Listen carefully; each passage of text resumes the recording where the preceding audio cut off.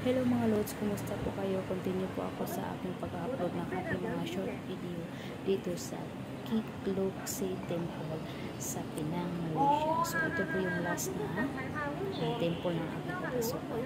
So sisilip po tayo pero medyo bawal yung cellphone kaya patago-tago ng mga lods.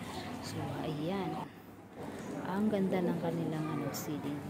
Napakaganda yan sa personal. Kaso nga hindi ako marunong mag-video, nakatagilid pa yan kasi nakatago yung cellphone ko. Pagkatapos ko naman dito, ako ay lumabas na at saka nag-akyat na naman sa may isang temple. Kaso lang daw wala pasukin ang temple na yan.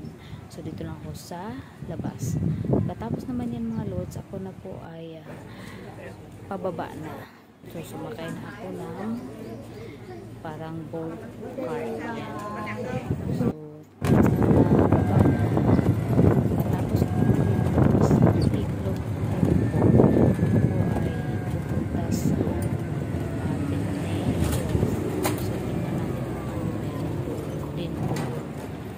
So, dito lang muna tatapos ang aking short video. Maraming salamat sa panonood. God bless you po sa inyong lahat. See you po sa next video ko po doon sa Penang Hills kung ano kaya ang aking matatanaw doon. Paalam!